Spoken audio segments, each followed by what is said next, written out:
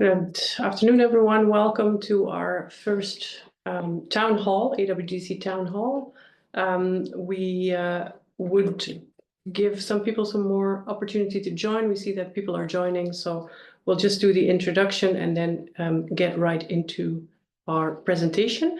The point of this town hall is to inform you on the things that AWDC has been doing in the past few weeks and months. To also give you some insight on how the trade is performing, even though it's very early in the year, to also give you some more information on what's planned in regards to communication, in regards to a number of other elements. And the idea is that we do this on a regular basis so that you are informed. I want to say this is the first time we do this, so we strongly welcome any feedback that you can give us if there's some elements that you have missed, something you would like us to focus or zoom in within the available time, obviously. Please do let us know at the end of this presentation. We will share our email address, so feel free to provide us with any comments on things that you have missed, things that you would like for us to elaborate on. So with your permission, we're going to dive into what we will be discussing, what the agenda of this meeting is. In the next slide. Yes, so the first point on the agenda will be trade figures. We will also dive into G7 sanctions, the latest updates. Obviously, a lot of you have experienced what has happened since March 1st of this year. We will dive into communications. Colleague Ine will elaborate a little bit more on things that happened specifically around the website. Obviously, not our only communication channel. We also have our WhatsApp channel. We have different social media channels, etc. But I think the website definitely deserves a little bit more explanation and some clarification. We have our external affairs colleague Michael, COO and head of external affairs, who will elaborate on all the things that we've done in regards to our relationships with governments, etc. And colleague Trisha, head of compliance, will elaborate on a project that we've engaged in the past few weeks and months and clarify some things on that. And then we have a few more general updates that we want to share with you. So we'll dive into the trade figures first. I think it's important to highlight again, in the first weeks of January, we have communicated about the figures of the past year, 2024.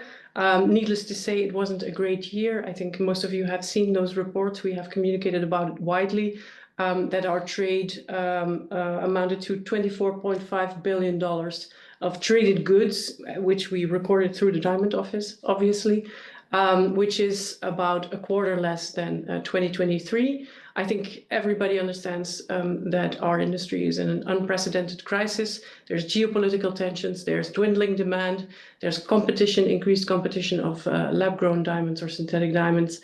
And this has had a severe impact on the trade, on the volumes across the board. We see it in all the trade hubs, in the manufacturing hubs, in the producing countries, has had a significant impact, specifically also on rough and polished diamond prices. And I think in the case of Antwerp, as we highlighted in our communication in January back then, obviously Antwerp has an additional impact of the G7 sanctions, being the only trade hub that is subject to these sanctions. We have lost the share of Russian rough coming to Antwerp, which was significant, which represented more than a quarter of our rough imports.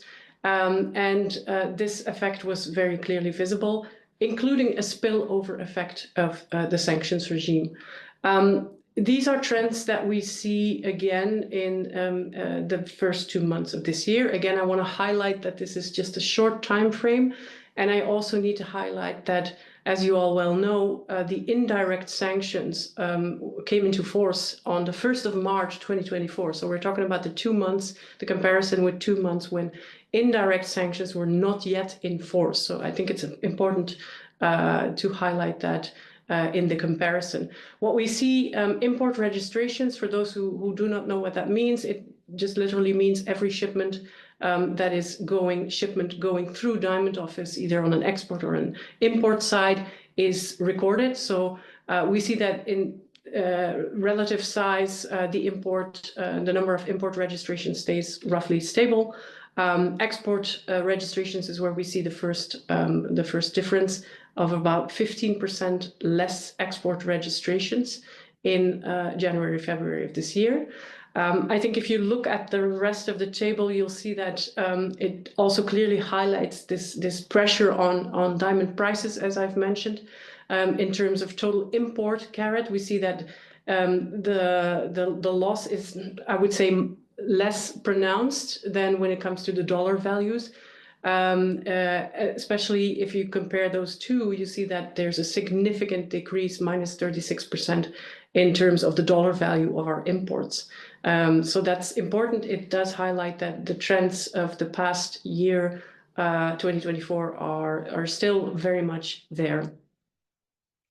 If we look at those prices, just not a sort of regular thing that we share, but if you look at the average dollar per carat prices, you see very clearly. So this is based on the statistics on the data from the Diamond Office. Just an average. I know averages are what they are, but just for what it's worth, I think it's important to note that 2022 we obviously saw a hike in the post-pandemic sort of bump up. And then, let's say, sharp decreases, especially if you look at the rough, you see that we're at a very, very low average dollar per carat price currently compared to previous years. We were already last year at the sort of pandemic level of dollar per carat prices, and we've gone below that. So we haven't reached the bottom yet, as it seems. In polished prices, obviously a little bit more nuanced, but still it's the same. I mean, it's the same trend line.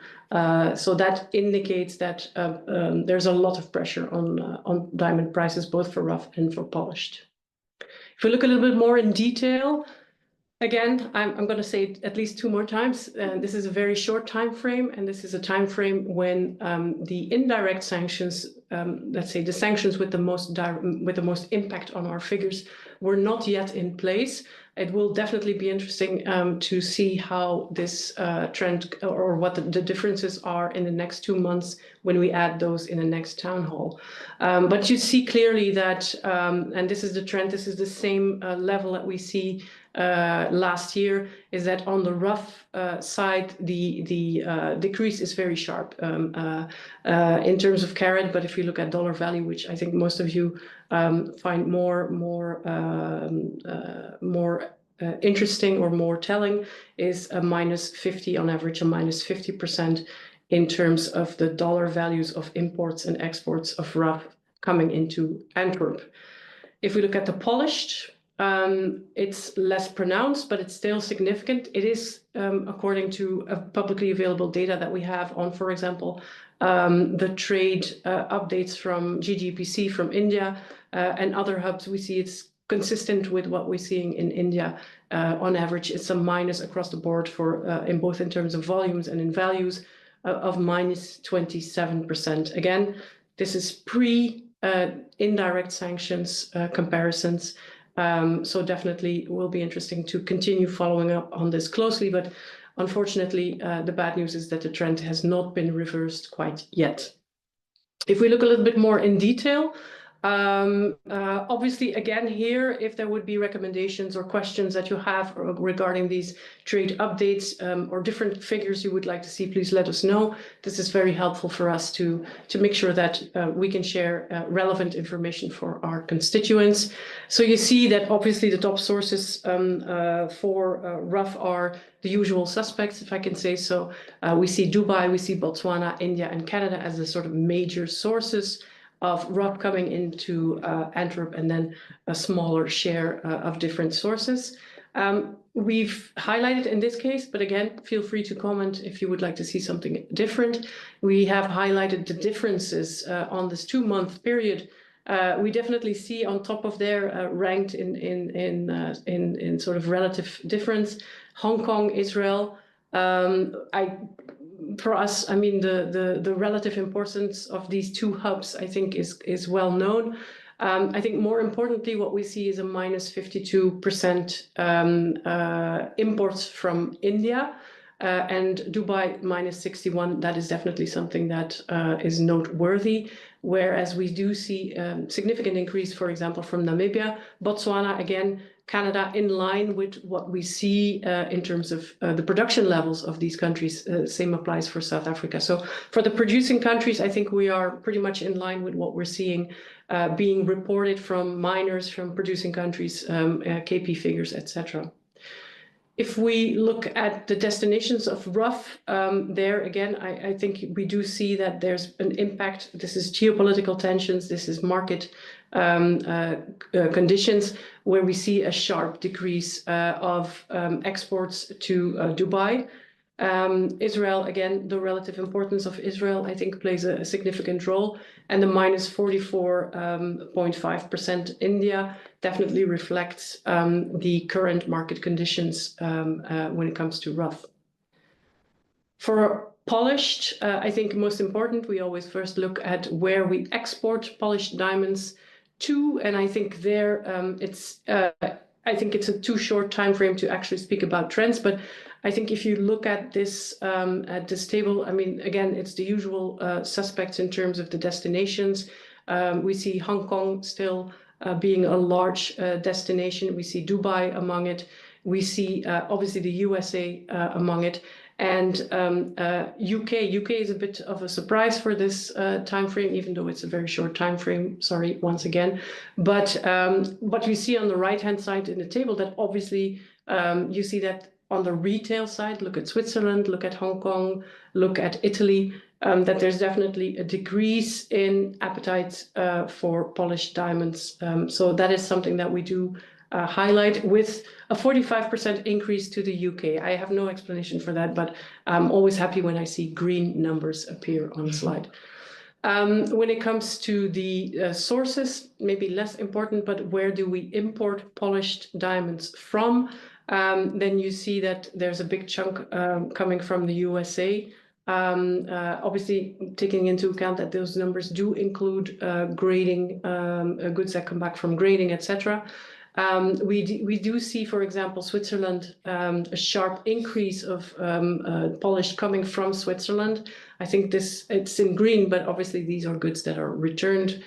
So they also reflect the market appetite in terms of demand for polished diamonds. So to conclude, again, I think there's a number of ways to represent data and information. Happy to hear your thoughts and your feedback on how or what you've been missing and how we could do things differently.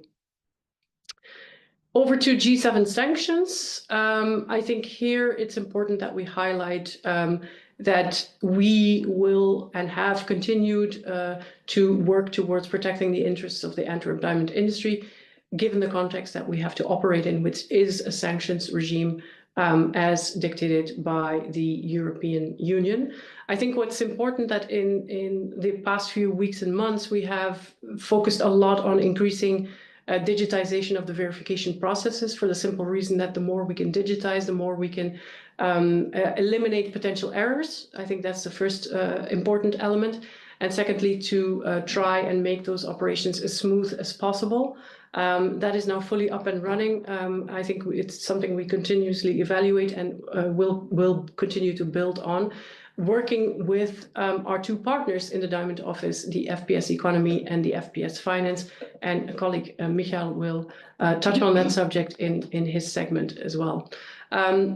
An important milestone for us, which is something we've spent a lot of time and energy on, is lobbying for the delay of the traceability requirement, which was set out to be implemented as of 1st of March of this year, with a delay to January 1st, 2026, which is what is decided in the EU's 16 sanction package just barely 2 weeks ago.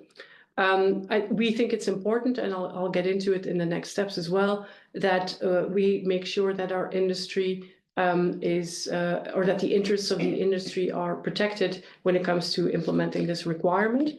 Another element that we have lobbied for and successfully, I might add, is that in the original timeline, the European Union planned to ban all mixed origin certificates as of 1st of March and only would allow single origin KP certificates.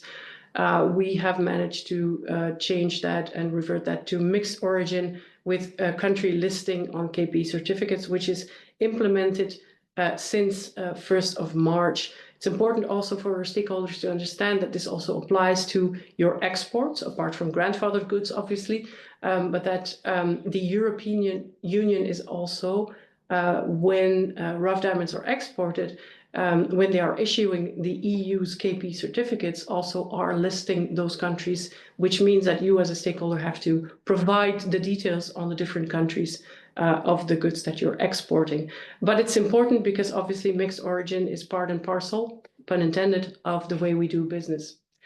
I think overall, what we've been highlighting in all these conversations, even up until this morning, is that for us in Antwerp, it's really critical to have a level playing field, which means that whatever restrictions are in place, whatever new restrictions are planned, that we have a uniform way of controls and verification mechanism being implemented across the G7. I think we all know what we're talking about, and this is probably the most important and key point that we've always highlighted and always will highlight in our conversations. A second important part is that we feel that that the G7 and European Union shouldn't make the same mistakes from the past and need to involve stakeholders across the entire value chain in the decision-making processes for future measures, which is why in the context of the traceability requirement, as you can see in the next steps, AWDC has initiated a stakeholder survey. Some of you might have already received an email from myself or some of my colleagues where we ask to provide us with in-depth information on, for example, in the case of traceability, the industry readiness, so we can identify where the gaps are and inform decision makers on how to tackle these issues and what the potential risks are. Stakeholders for us also means engaging with the wider industry, so keeping the communication channels open with our peers in other diamond hubs, in manufacturing hubs, in major consumer markets. A last element, as you can see, proper governance. This is a very critical component for us as well. Whatever next steps or measures that are taken, we feel need to be properly governed. That means that there needs to be a plan and some sort of structure involved on who has access to information and data, especially when we move into a traceability narrative. A last very important point for us, which we were happy to achieve, is the agreement of the G7 on setting up external verification points in Canada, Botswana, Namibia, Angola, potentially more countries. This was a very critical element for us. The G7 agreed to it. We will continue, and we're actively involved more from a technical perspective to be able to set up those verification points. And I can tell you that, for example, in the case of Canada, which obviously is a member of the G7, that we have set up this verification point, and the Canadian verification point is now up and running and able to G7 certify their own production. Why are these steps important? Why do we stay close to these decision makers? Why do we need information from you? Is because in order to be effective, first, we want to obviously weigh in on the decisions that are made, but also this is a critical component of keeping you as stakeholders, our constituents, informed and help and guide you on the next steps and how to implement them. So that, I think, is, in regards to G7 sanctions, the most important element. If you have questions on G7, then obviously we have, and Ida will elaborate on it in just a second, we have a lot of information compiled on our website. For those who haven't seen it yet, I strongly, strongly urge you to go online. If you scan this QR code as we are speaking, it will take you to the correct page. And then with that QR code, I'm passing the floor to you. Thank you. Also from my side, thank you very much to all of you for being part of this or for joining us during this very first town hall from AWDC. I hope that you liked it so far and you find it very interesting. I'm going to introduce you a little bit more into the website, our very new website, brand new website that we have launched a couple of weeks ago now. So at the end of January, we launched this new website. The reason why we developed the new website is because of the former one no longer met the standards of a modern platform. A website should meet some standards, should be able to serve as an essential, powerful, and an effective tool for communication and for information, of course. So that is the main reason why we developed that new website. When developing the new website and when creating it and when thinking about it, we had some very specific goals in mind. One of these goals is that we wanted to build a very strong tool or a very strong platform with which we could strengthen Antwerp's position as one of the most important diamond trading centers. And I think we managed to do that with this new website with a look and feel. And so I think we managed to do this. Another very important goal we wanted to reach is creating a tool with which we can clearly state where AWDC stands for, what the core tasks are of AWDC, what we are doing, where we stand for. Also for a very broad range of stakeholders. What we also wanted to do is give some more insights to all these stakeholders, people who are also not from inside the diamond industry, to give them more insights on the diamond industry as well, national as international. How is the diamond industry? How does it work? How does the diamond supply chain, for example, looks like? All this information you can find on this new website. And then last but not least is we wanted to create a very easily accessible platform for all of you, all of the Antwerp diamond traders. And we wanted to create some kind of, we call it a knowledge hub for diamantaires, where you guys can find all the information you need to do your daily business, in fact. So we have a very pronounced, a very visible button at the top of the website, which is called For Diamond Companies. So it's a little bit stating the obvious, but when you click on that button, you end up in the Knowledge Hub for diamantaires, and there you can find all the necessary, all the very important information for you to do, to run your daily operations and to do your daily business. It goes from information about how to import and export your goods via Diamond Office, for example, but also information on compliance topics like how and where to submit your required AML reports. The currency exchange rates are also mentioned on the website. And you can also, for example, find information on banking and tax issues, for example. So that is very important for you to know, that the For Diamond Companies button is your one way to all the information you need. Another very important thing for us to know, but also for you interesting to know, is that when you launch a website, you never do that as something that it's never ending, let's say. It's not a one-off launching a website. We keep on improving this website. It's one of the daily tasks of our communication team to receive feedback, to take that feedback and to work with that feedback we have from the team here, but also from you, from our stakeholders. We keep on improving the website, and improving the website also means that we are going to extend the website in the very near future with some extra assets. One of these assets is, for example, a very intuitive chatbot. So you can see it as a digital AI-based assistant that will answer all your questions. So you can ask your questions, all the questions you have, to the chatbot, and he will answer you as like a real human being. That is the thing we ask him to do, how we want him to act. At this point, we are feeding the chatbot with all the necessary information. It's a big work, it's large work, to feed the chatbot with the right information. So he will be, he can in the future, he can answer all your answers in the right way. Another important and I think very interesting tool we are going to add to the website is a job platform for Antwerp diamond companies.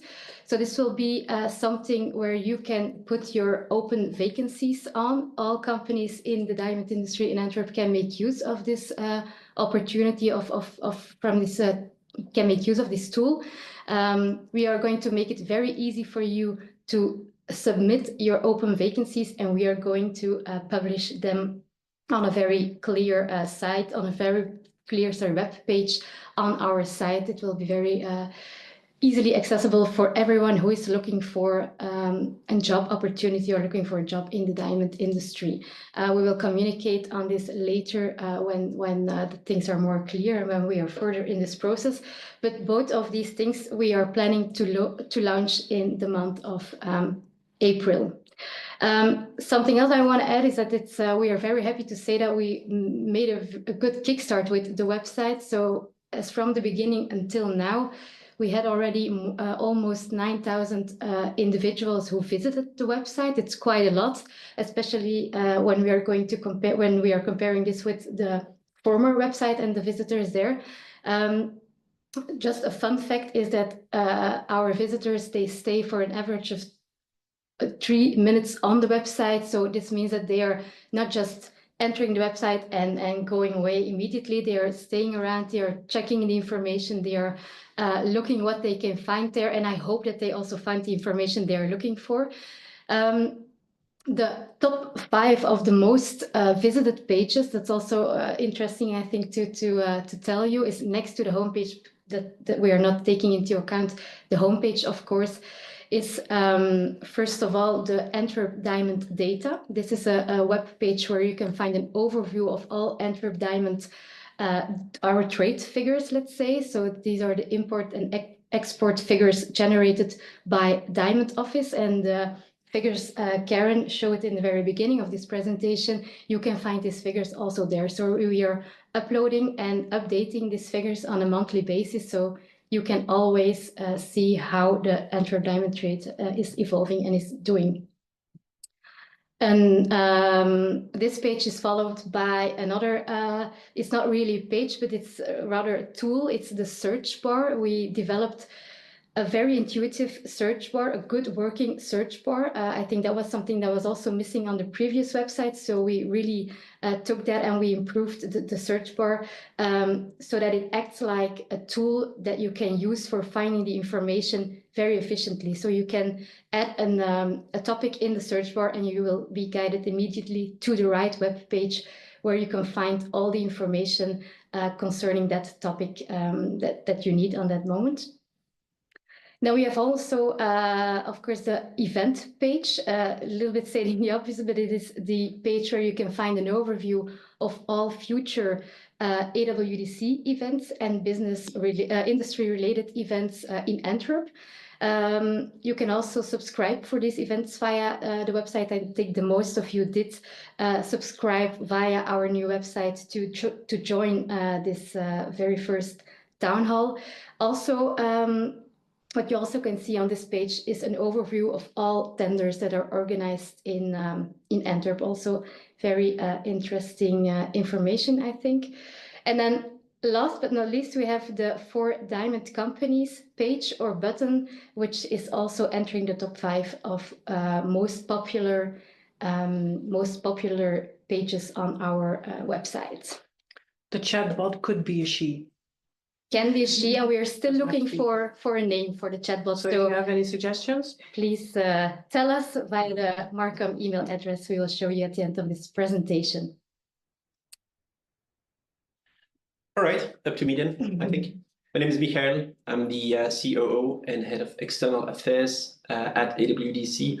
I will cover a couple of policy and politics related topics in the upcoming slides. Not too much, but just the issues that deserve your attention and our attention at this very stage.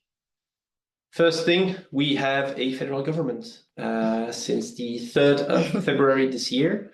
Quite an achievement in Belgium. Will this solve all our problems and challenges? No, it won't. But at least we have people in charge, people we can talk to, people we can build a relationship with, and that is very important. Now, if you look at the coalition agreement of the federal government, we see a lot of very good, encouraging commitments and messages in it. For example, the carrot tax, the fiscal regime for the diamond industry, will remain as it is right now. It's not being questioned. It's not being discussed. We have fiscal stability for our industry that is granted by the government. So that's really important. Now, the government also included an explicit sentence in the coalition agreement in which it says that it will reach out to the regulator, which is the National Bank of Belgium, to discuss the blanket de-risking phenomenon that is happening in Belgium and is also manifesting in our industry.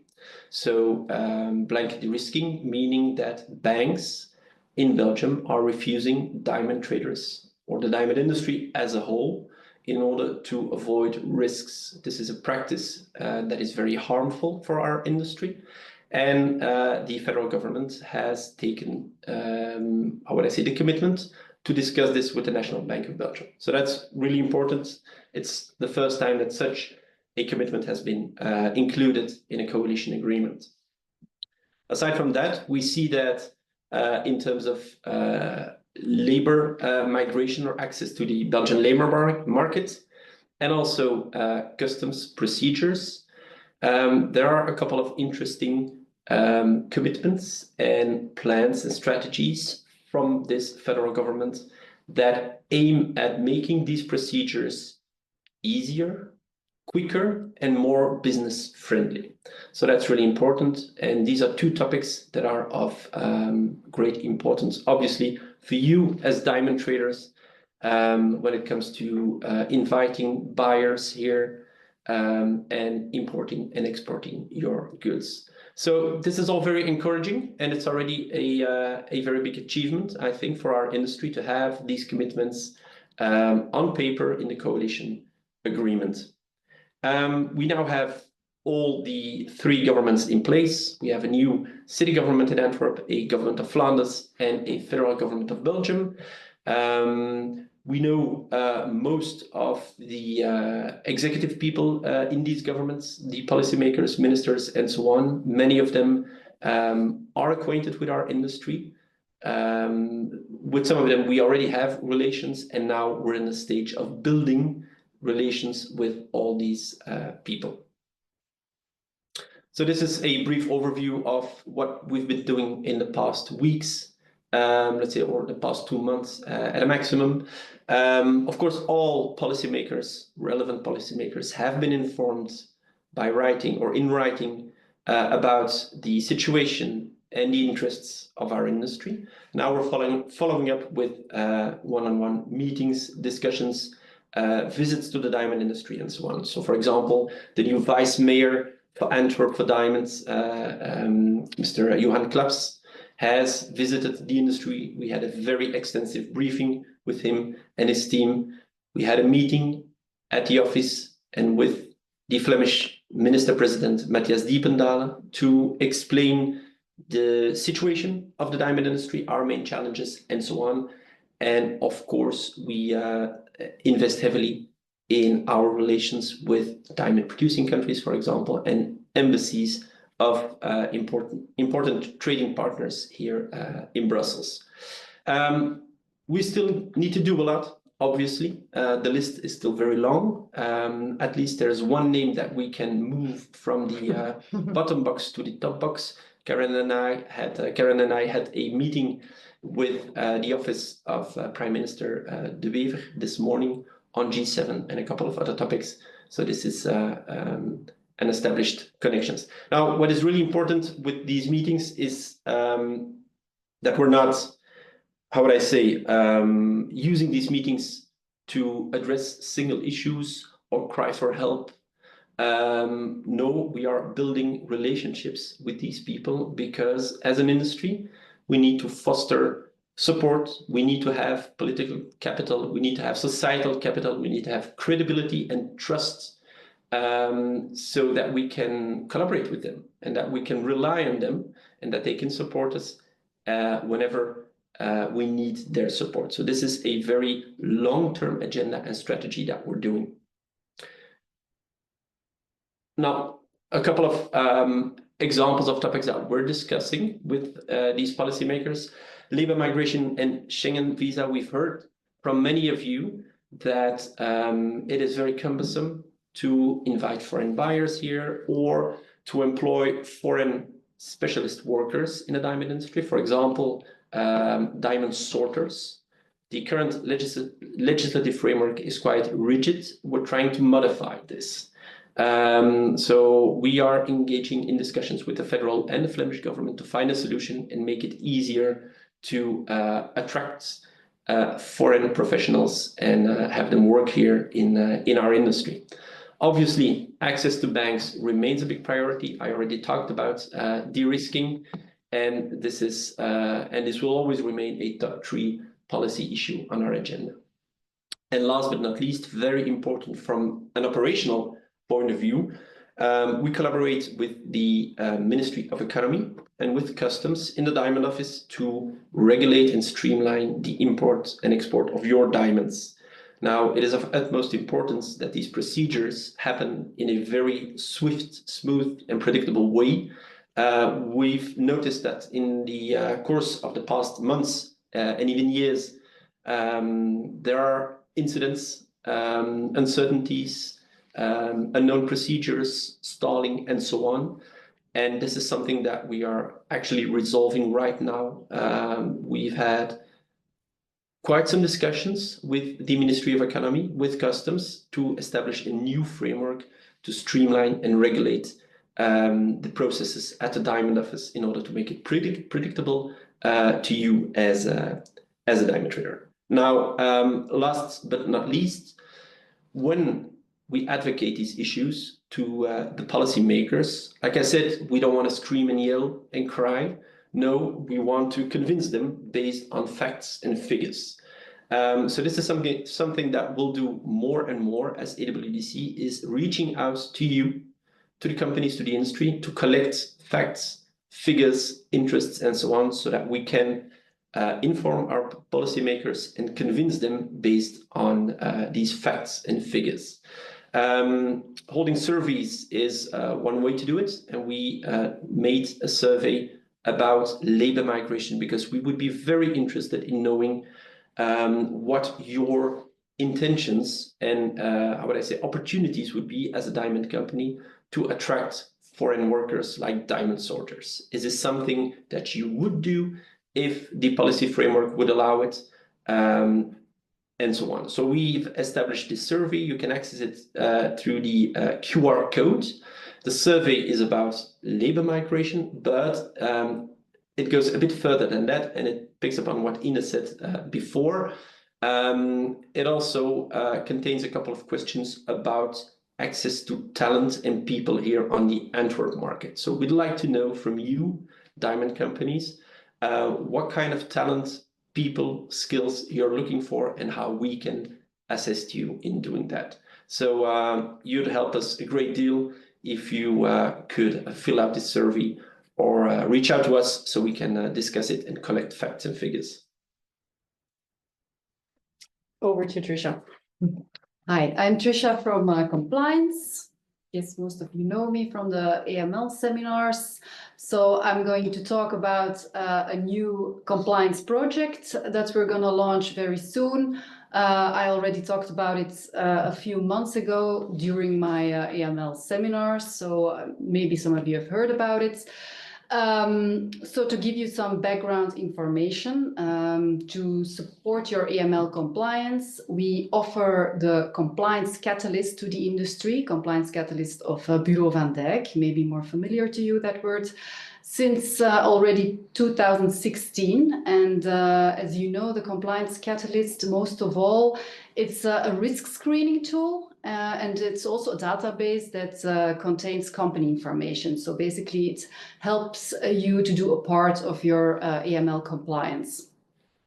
Now, we felt that it was time for a more comprehensive system. So we are going to shift to KYCP, it's called. And it's still a risk screening tool, and it also has company data, so that basically remains the same. But it has also a fully digital client onboarding system. So basically that means that you can share a link with your clients via the tool and then onboard your client in that system of KYCP. And then that data that you upload in the tool will be stored digitally automatically, so you won't have to do anything. It will also automatically screen all the data, so the risk assessment will also be automated. And it will also regularly update your KYC data, so a lot of work will be done automatically. So the goal of AWDC is here to actually upgrade your AML compliance even more, but at the same time, save you time and money through, of course, increased automation. That's the goal. And the good news is that we still offer that tool for free, same as we did with the compliance catalyst. So since December, we've been working on the customization of that system. So the digital onboarding, the risk assessment, the AML checks, they will all be 100% in accordance with the industry legislation and standards. So we're almost finished with that. And now we will start a test phase with a selected group of traders. And of course, we will also discuss the tool with the Ministry of Economy and the AML inspection so that they also can give their feedback, because we believe that will be also added value for you during the AML inspections. So next steps, we hope to be able to launch KYCP in April or May. And we will, of course, organize a lot of online and live workshops and info sessions for you so that you understand how the system works. And then in June, probably it will be the end of the compliance catalyst, so that will not be available anymore to the industry. But we will keep you updated via newsletter. So that was my part. Okay, stay tuned to all our channels. I think last part, wrapping up this session with a few general updates. I think throughout this presentation, you've noticed that we do increase a lot on our local ecosystem, the governments, etc. The way we can communicate with you and upgrade our service levels to you. I think it's a critical component of what we try to do without losing sight of our international role. And I think throughout the past year, on several occasions, including at Facets, AWDC Antwerp, if I can say so, has taken a very clear commitment on this one other pressing issue that we've seen throughout our industry, which is there's a huge wide gap in terms of generic or category marketing for natural diamonds, especially in the context of increased competition from lab-grown diamonds. This has probably been on everybody's mind for quite some time. And I'm happy to say that in the last few months, and especially in the last few weeks, we've sort of taken it and kicked it up a notch and reached out to several stakeholders across the value chain, from producing countries to miners to midstream counterparts, our colleagues in Dubai, our colleagues in India, Mumbai, etc., to set a proposal for a global funding effort. It's a little too early to speak about it in detail right now, but what I can tell you is that we are definitely taking up our responsibility in this context, talking to the stakeholders and trying to move the needle here in the right direction. And responses so far have been, I must say, positive from, for example, producing countries, major miners, etc. So it's an important element. We will not lose sight of this and continue to push for this. Similarly, I think one of the things that we've heard in the industry, and colleague Ine has referred to it, and actually everyone here around the table has referred to it in one way or another, whether it's compliance, whether it's communication, knowing what's happening in the industry, which events, which tenders, etc. It all sort of is about the same sort of service that we can provide for our constituents, for you, the diamond traders. And that's why we're also setting up a dedicated AWDC help desk service where on set times people will be able to come in face to face and ask a question, look for an answer, and that we can help and guide people on the right path for a solution for whatever their issue or problem is. So that being said, I'm going to end it the way I started. I want to thank you all for joining us today.